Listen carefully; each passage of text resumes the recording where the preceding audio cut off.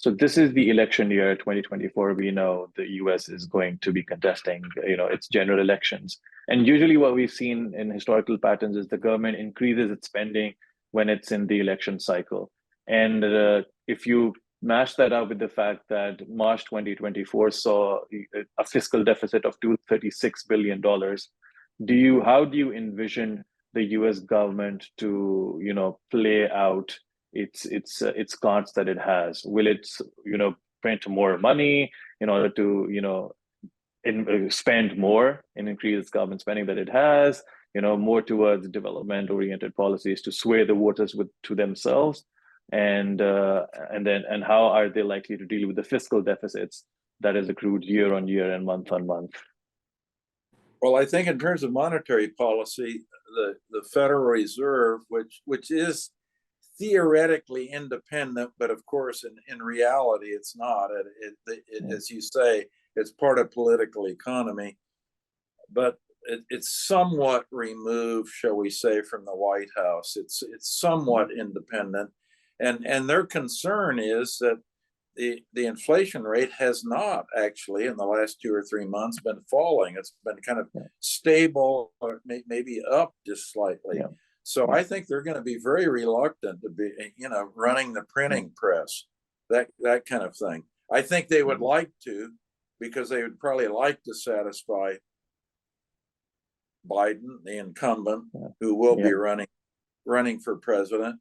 But I think they're going to be very cautious, and probably we won't see that much stimulative action taken by the Fed as a result of the impending election. Now, the government spending is another story, and that is both political parties seem to be very unconstrained about. They talk. The rhetoric is tough talk about trying to control a budget, trying to control a budget deficit. But the reality is they're spending money like drunken sailors. They're right now trying to get this more money, $60 billion, shoveled into the financing the war in Ukraine. And they're spending a lot of money supporting Israel in its war in Gaza. So I see no constraints coming from the government spending side. If they have any excuse and any opportunity to spend, they will. Yeah. And how do you view that policy? I mean, there are a lot of comparisons that come through what the US government could have done had it not funded or not been supporting these wars, financially backing them. So much domestically, internally that they could have achieved in terms of addressing homelessness, in terms of addressing the educational gaps and health-related, weaknesses, challenges in the infrastructure that are often seen. Well, as someone for many years who's been, I think war is the enemy. So I'm the best way to stop a war is to stop financing the war. So the war in Ukraine would stop immediately if the U.S. cut the funding. Yeah. And I think also that things would change in Gaza, would have changed in Gaza.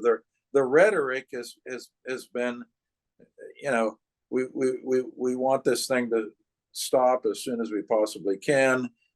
Let's say the rhetoric is peace. The reality is war, because the U.S. has been financing it. Actually, that's very well put. Yeah. So the rhetoric in the Middle East is not the same as the reality. It is in Ukraine, because the rhetoric is war and the reality is war. Yeah. No, that's actually very, very put it rightly encapsulate the picture and the role of the US government and how it has evolved and shaped during the last 6 months and then the year and a half before that. And that is being funding and enabling these operations that have been happening both in Eastern Europe and then in the Middle East currently as we see it. So like pivoting back to the economy and the US elections, you do factor, I just wanted to have your take, like how much do you factor that among the various factors? How much does the economy, do you think, really influences the voters in voting for or against the incumbent? I think it will influence the waters a lot. The big factor is that people know and remember as they're looking in the rearview mirror, they know that inflation was running at 1.4% per year when Biden took office, and now it went, and then it went up to 9 point. It went up from the day he took office until it peaked in June of 2022 at 9.1%. And now it's slowly come down and is at 3.5%. So that's over double the rate at which it was when Biden took office. And that's why, if you look at most of these public opinion polls, people are very annoyed about inflation.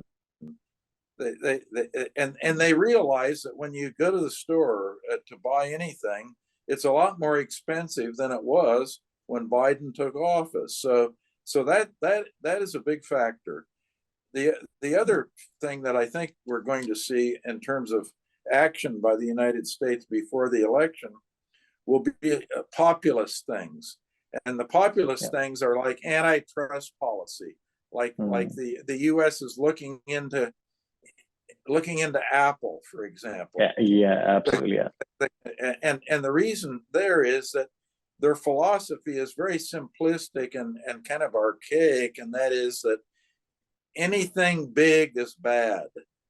Now, so anything big is kind of a target, and the populists go for that, and that's one reason they go for Apple. Now, they don't take into consideration, well, why is Apple big, or why are some of these tech giants big? Because they provide services that people like, and they provide them more efficiently and effectively than their rivals provide them.